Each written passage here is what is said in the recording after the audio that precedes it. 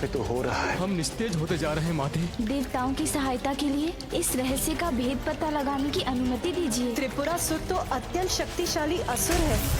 वहाँ जाने से तो तुम भी संकट में पड़ सकते हो। माँ, कुछ समय पूर्व मुझे एक रहस्यमय अनुभव हुआ। अंतरिक्ष में एक विचित्र त्रिकोणाकार स्थान है, जिसके निकट जाने के मेरे प्रयास को किसी दिव्य मांत्रिक शक्ति ने विफल कर दिया। त्रिपुर उसका आभास तो मुझे भी हुआ था पुत्र। समस्त ब्रह्मांड में ऐसा एकमात्र वही स्थान है पुत्र। त्रिपुर माँ? स्वामी के 3 महान भक्तों के 3 पुर हैं त्रिपुर। तुम वहां इसीलिए प्रवेश नहीं कर सके पुत्र, क्योंकि वो ब्रह्मदेव के वरदान से सुरक्षित हैं। कौन है ये शिव भक्त माँ और उन्हें क्या वरदान प्राप्त है? दुष्ट असुर सम्राट ताड़कासुर है त्रिपुर का कारण।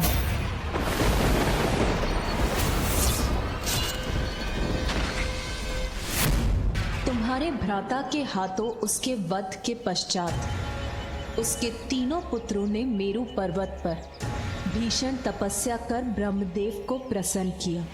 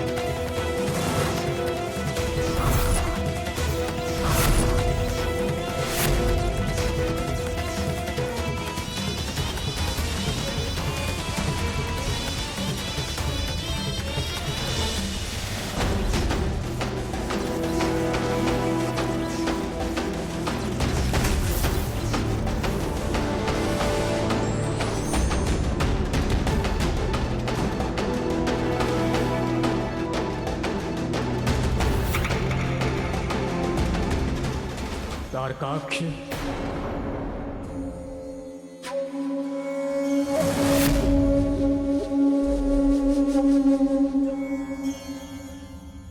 कमलाक्ष,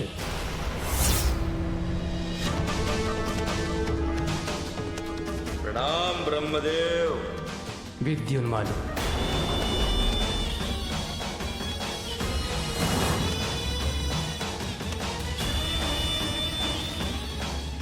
मैं तुम्हारी तपस्या से प्रसन्न हुआ ताड़कासुर पुत्रों। कहो, क्या वरदान चाहते हो तुम? ब्रह्मदेव, हमने आपके लिए कठोर तप किया है, वरदान भी उसके अनुसार दीजिए। कृपया हमें अमरत्व का वरदान दीजिए।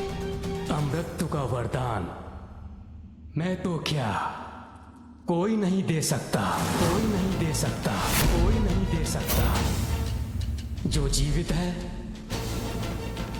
उसकी मृत्यु भी होगी। यही सृष्टि का अटल नियम है, जिसे कोई भंग नहीं कर सकता। इसीलिए अमृत्यु के सिवाय जो इच्छा हो मांग लो। अच्छा ब्रह्मदेव, ये भी उचित। हमारे पिता असुर सम्राट तारकासुर की मृत्यु के पश्चात पूरे ब्रह्मांड में असुरों के लिए कोई भी स्थान सुरक्षित नहीं रहा। छिपते छिपाते भयभीत होकर अपना जीवन व्यतीत कर रहे हैं। एक ऐसा सुरक्षित स्थान हो जहां असुरों की सुरक्षा निश्चित हो, जहां पर बिना अनुमति के देवता भी प्रवेश ना करें। हमें अंतरिक्ष में ऐसे 3 पुर दीजिए। एक जो स्वर्ण से बना, दूसरा जो रजत से निर्मित हो, और तीसरा जो लोह का हो। हमारे ये तीनों पुर ब्रह्मांड की सभी सुख सुविधाओं से संपन्न हो और हमारे समान ही त्रिकोण के आकार में मिले हों। जिससे हम एक दूसरे पर दृष्टि रख सकें। त्रिपुर कहलाए जाने वाले ये हमारे तीनों पुर आपकी कृपा से कभी कोई नष्ट ना कर सके। त्रिपुर तुम्हें अवश्य प्राप्त होंगे, किंतु जो उत्पन्न हुआ है वो नष्ट भी होगा। अमरत्व के समान त्रिपुर में सदा सुरक्षित रहने का वरदान मैं तुम्हें प्रदान नहीं कर सकता।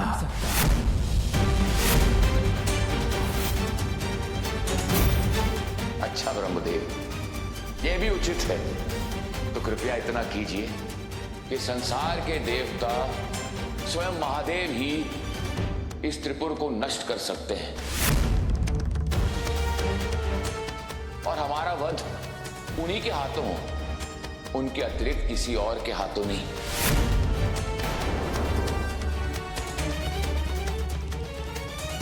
चिंता मत करो भ्राताओं, मैंने इस पर पूरा विचार किया है। हम महादेव की ऐसी भक्ति करेंगे, ऐसा तप करेंगे कि त्रिपुर स्वयं शिव भक्ति धाम बन जाएगा और फिर महादेव हमारा या हमारे त्रिपुर का विनाश नहीं कर पाएंगे। अमर होने का यही एक उपाय है। ब्रह्मदेव, इससे सृष्टि का कोई नियम भंग तो नहीं होता, इसलिए यदि आप हमारे तप से प्रसन्न हैं तो कृपया हमें यह वरदान दीजिए। तथास्तु तथास्तु तथास्तु तथास्तु।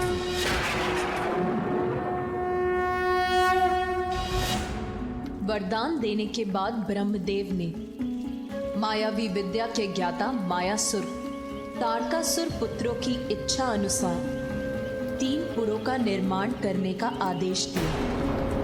फिर वो तीनों असुर भ्राता अपनी प्रजा के साथ वहां शिव भक्ति में लीन रहने लगे।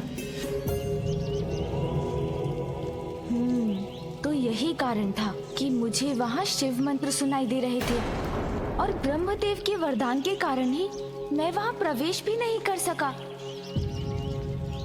हाँ पुत्र, किंतु ताड़कासुर त्रिपुरासुर कुछ भी अनुचित कर अपनी सुरक्षा पर आंच क्यों आने देंगे? इसका तो कोई कारण नहीं है।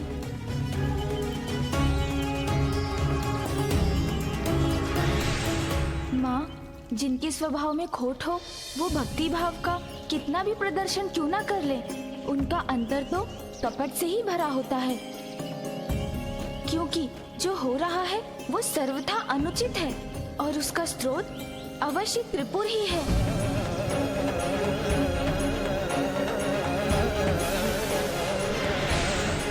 मुझे प्रतीत हो रहा है माँ कि वहाँ भक्ति का दिखावा एक भुलावा है और जिसके पीछे एक भयंकर सत्य छुपा है जो संसार पर संकट का रूप लेकर उजागर होने वाला है।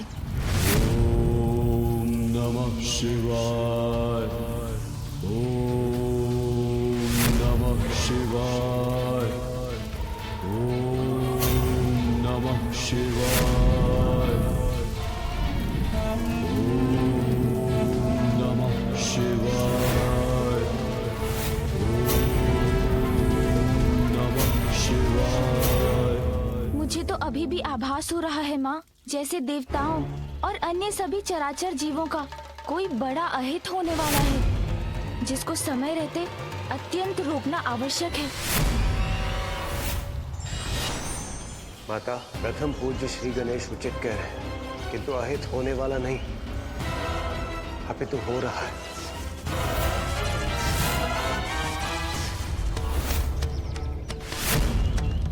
ये जो कुछ भी हो रहा है ये किसी महासंकट से कम नहीं। हम निस्तेज होते जा रहे हैं माते, हमारी ऊर्जा और शक्ति प्रतिपल क्षीण होती जा रही है। और ये सब क्यों और कैसे हो रहा है माता, हमें ज्ञात भी नहीं है। और हमें पूर्ण विश्वास है माता, जिस प्रकार विघ्नहर्ता प्रथम पूज्य गणेश ने प्रतियोगिता के समय समस्त बाधाओं से हमें दूर किया, वही इस समस्या से हमें मुक्ति दिलाएंगे।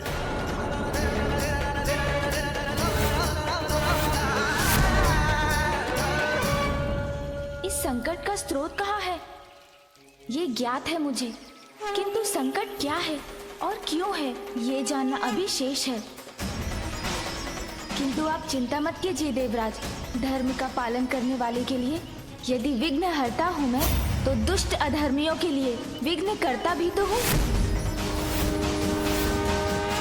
माँ, देवताओं की सहायता के लिए मुझे त्रिपुर में प्रवेश कर इस रहस्य का भेद पता लगाने की अनुमति दीजिए, जिससे मैं सृष्टि पर छाए इस संकट को दूर कर सकूं। किंतु पुत्र, त्रिपुरासुर तो अत्यंत शक्तिशाली असुर है, अपने पिता से भी अधिक बलवान है वो। वहां जाने से तो तुम भी संकट में पड़ सकते हैं। माता, आप चिंता मत कीजिए, हम भी श्री गणेश की सहायता के लिए उनके साथ जाएंगे। अवश्य आप भी चलते देवराज, किंतु जिस प्रकार से आपकी शक्ति क्षीण हुई है उसे देखकर आपका वहां जाना उचित नहीं होगा। और वैसे भी त्रिपुर में तो देवताओं का प्रवेश भी वर्जित है। आपके वहां आने से उन्हें संदेह होगा और वो सतर्क हो जाएंगे, फिर हम उनके गुप्त भेद कभी नहीं जान पाएंगे। इसलिए ये कार्य तो मुझे एकाकी ही करना होगा। किंतु पुत्र, तुम वहां कैसे प्रवेश करोगे? उसकी चिंता आप मुझ पर छोड़ दीजिए माँ। इस बार उनके आसुरी छल को बल से नहीं, बुद्धि से भेदूंगा मैं। उनके आराध्य का पुत्र होने के कारण मुझे कोई क्षति पहुंचाने की कल्पना भी नहीं करेंगे वो।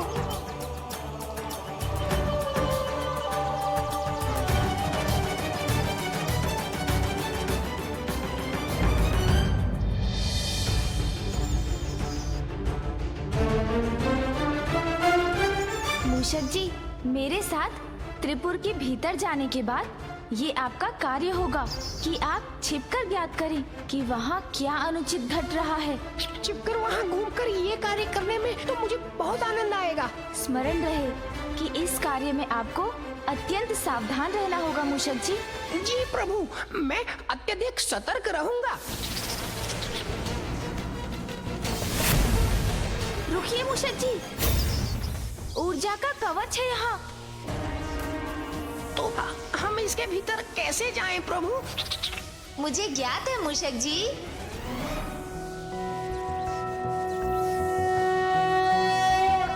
सौराष्ट्रे सोमनाथं च श्रीशैले मल्लिकार्जुनम् उज्जैन्यां महाकालमोंकारं परमेश्वरम् केदारं हिमवत्पृष्ठे डाकियां भीमशङ्करम् वाराणस्यां च विश्वेशं त्र्यम्बकं गौतमी तटे वैद्यनाथं चिताभूमौ नागेशं दारुकावने सेतुबन्धे च रामेशं घुष्मेशं च शिवालये।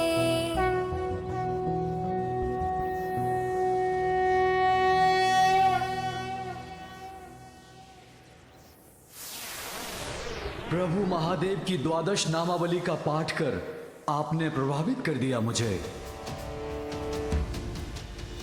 प्रतीत होता है कोई महान शिव भक्त शिव भक्ति धाम त्रिपुर में प्रवेश चाहता है। मैं मात्र शिव भक्त नहीं, अपितु शिव पुत्र गजानन गणेश हूँ।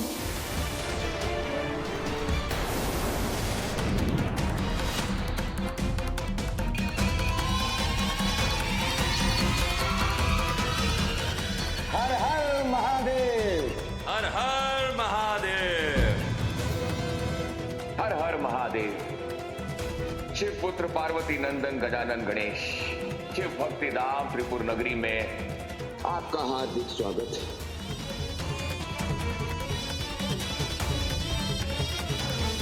मेरे पिता के प्रति आपकी परम भक्ति की बड़ी ख्याति सुनी थी, इसीलिए जिज्ञासावश स्वयं आपके दर्शन करने चला आया। आपको यहाँ पाकर तो हमें परम आनंद का अनुभव हुआ है प्रभु।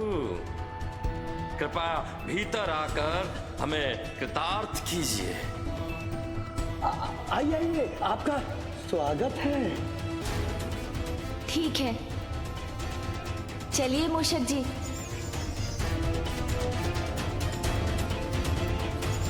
अब जब मैं इनके पूर में प्रवेश कर ही चुका हूँ, तो इनके सत्य को भी अवश्य ज्ञात कर लूंगा।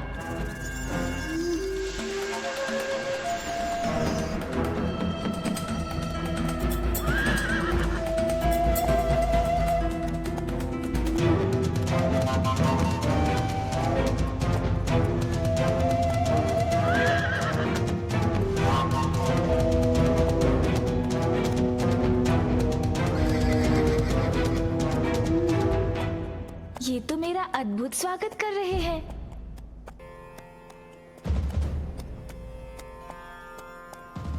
ओम नमः शिवाय, ओम नमः शिवाय, ओम नमः शिवाय, ओम नमः शिवाय, ओम नमः शिवाय, ओम नमः शिवाय, ओम नमः शिवाय, ओम नमः शिवाय, ओम नमः शिवाय, ओम नमः शिवाय। और यहाँ तो सभी भक्ति भाव में भी लीन है। ओम नमः शिवाय।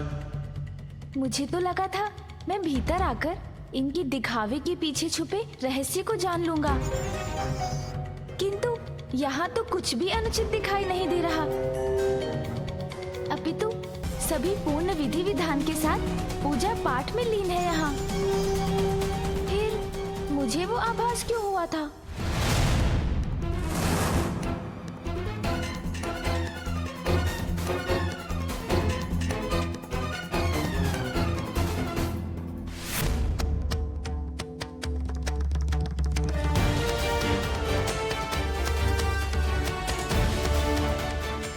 महादेव पुत्र गणेश,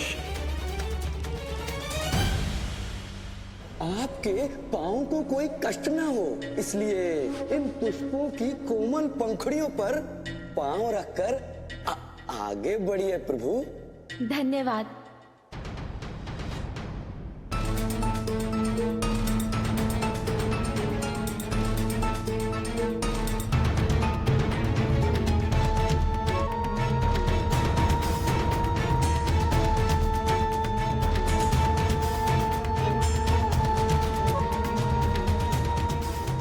कृपया आपके चरण कमल धोने की अनुमति दीजिए।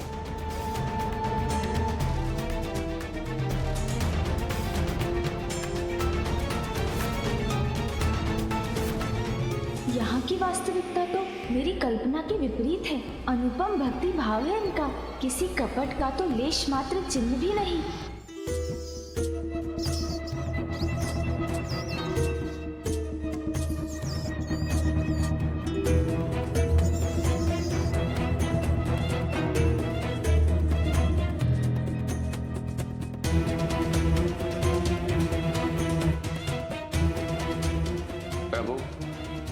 अनुमति दीजिए।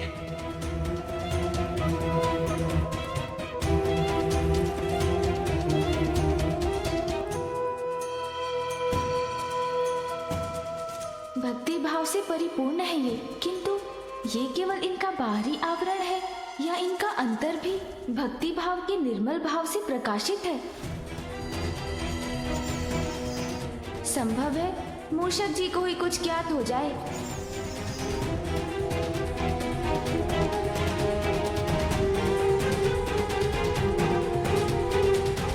इनके हाव भाव से तो कुछ भी ज्ञात नहीं हो रहा है, किंतु फिर मुझे यहाँ किसी षड्यंत्र का आभास क्यों हुआ?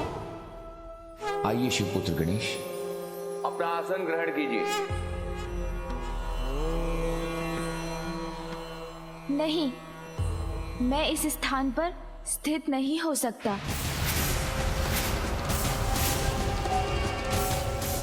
क्या हुआ प्रभु?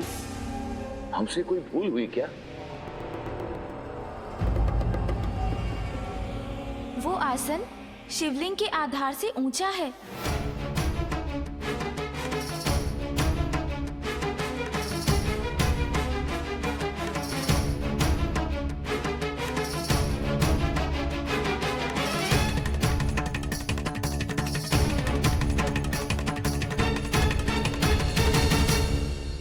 पुत्र का स्थान तो पिता के चरणों में होता है, उनसे ऊपर नहीं। और वैसे ही प्रभु, भक्त का स्थान तो सदा ही भगवान के चरणों में होता है।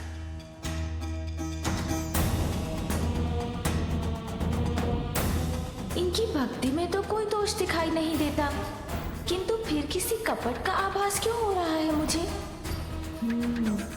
अब तो मूषक जी ही कुछ पता लगाएं। ये कैसी काली छाया मेरी ओर बढ़ी आ रही है? जय गणेश जय गणेश, जय गणेश देवा, माता जाकी पार्वती, पिता महादेवा। बुद्धिमान वही होते हैं जो बाहरी दिखावे पर विश्वास नहीं करते, अपितु सत्य जानने का प्रयास करते हैं।